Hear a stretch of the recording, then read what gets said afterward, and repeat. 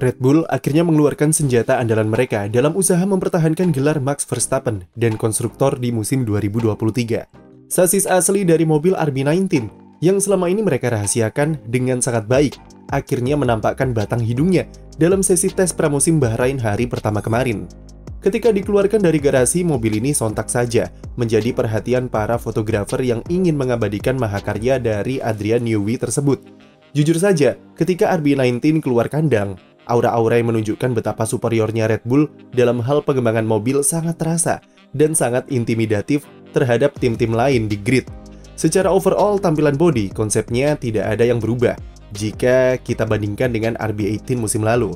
Tapi Red Bull di sini hanya melakukan beberapa adjustment atau modifikasi kecil sebagai pengembangan lanjutan dari mobil 2022 yang sudah terbukti kencang di sirkuit. Dari bagian depan, bagian moncong atau nose tip nampak lebih datar atau flat di ujungnya dengan desain S-duct pendingin kokpit yang berbeda. Moncong yang lebih datar ini adalah efek dari struktur dari hidung mobil yang lebih ringan. Maka untuk membuat front impact structure di mobil bisa lebih kuat dan lolos tes uji tabrak, maka bagian ujungnya dibuat lebih datar. Nose tip tersebut juga ditopang di elemen flap kedua yang ukuran penampangnya otomatis juga lebih besar. Perbedaan juga nampak di bagian lekukan flap yang lebih datar di mobil RB19.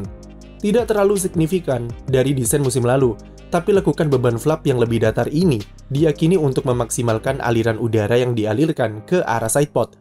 Apalagi mengingat konfigurasi suspensi depan mereka adalah pull rod, di mana itu memberikan opsi aerodinamika yang meskipun kompleks, tapi bisa lebih terukur ke bagian tengah mobil. Untuk memaksimalkan airflow tersebut, sedikit modifikasi juga dibuat di bagian suspensi, di mana kemiringan wishbone atas nampak lebih tinggi dari mobil sebelumnya. Selain untuk aerodinamika, travel suspensinya yang besar bisa membuat Red Bull lebih leluasa untuk mengatur ketinggiannya ketika mobil dalam posisi mengerem, yang nantinya akan berpengaruh terhadap konsistensi downforce yang dihasilkan. Dari depan kita masuk ke tengah. Desain inlet sidepod masih sama, seperti mobil musim lalu, dengan lekukan persegi yang lebih tegas. Dari samping, konsep sidepod mereka masih sama, dengan desain undercut dan downwash unik khas Red Bull. Hanya saja Red Bull sukses memberikannya sentuhan-sentuhan kecil yang membuat RB19 terlihat lebih agresif dari pendahulunya. Bagian undercut di bawah inlet sidepod yang dihasilkan oleh Red Bull adalah yang terbesar yang kita lihat sejauh ini. Tidak ada tim yang berani membuat lekukan se-ekstrim mereka. Selain itu, area undercut di bawah sidepod juga nampak lebih besar dari mobil tahun lalu. Semua ini dibuat untuk menambah kapasitas jumlah airflow yang bisa dialirkan di area undercut, yang nantinya akan diarahkan ke area cook battle dan atas diffuser. Undercut yang ekstrim akan mencegah aliran udara dari inlet radiator tadi bocor ke bagian floor yang bisa mengganggu performa mobil. Desain undercut bawah sidepod yang memiliki lekukan yang melengkung ke bawah sebelum kemudian sedikit demi sedikit keluar ke atas, diharapkan juga memberikan efek venturi di area tersebut yang seolah-olah akan berperan sebagai floor kedua. Meskipun efeknya tidak sebesar floor utama di bawah mobil, tapi tentunya menarik bagaimana melihatnya perform di mobil RB19.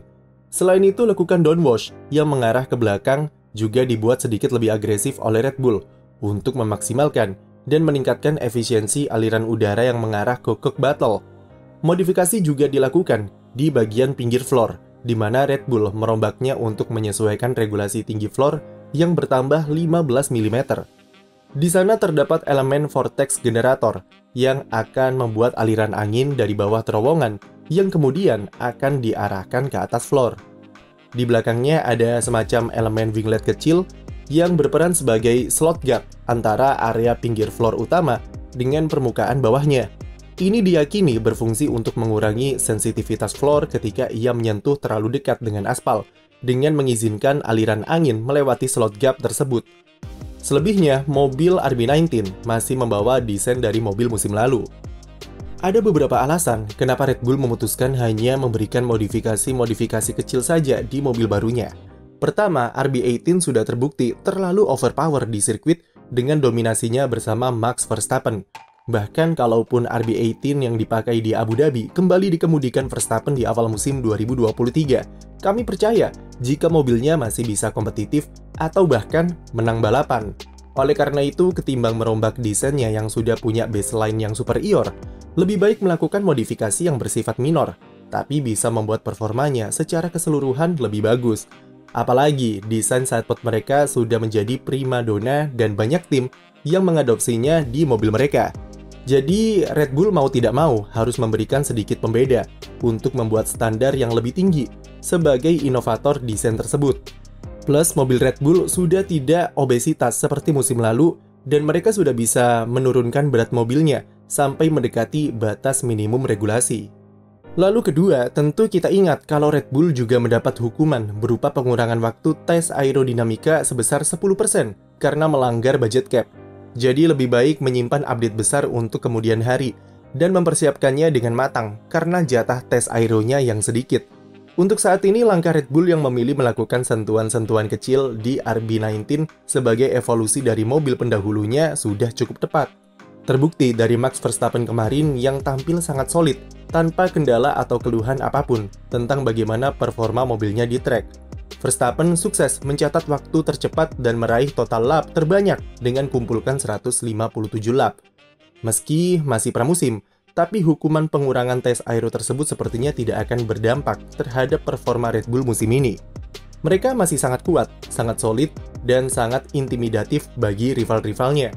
RB19 kembali membuktikan jika Adrian Newey adalah salah satu desainer mobil paling sakti dan pantas diberi julukan sebagai dewa angin di F1. Selain menjadi primadona, Red Bull bahkan tidak perlu merubah ini itu untuk bisa tetap kompetitif di grid dengan konsep desain yang sama. Sekarang tinggal melihat bagaimana progres dari rival-rivalnya seperti Ferrari, Mercedes, atau bahkan Aston Martin yang digadang-gadang akan buat kejutan setelah Fernando Alonso tempati posisi kedua di tes pramusim hari pertama. Sekian video dari kami, jangan lupa beri like dan subscribe untuk konten F1 lainnya.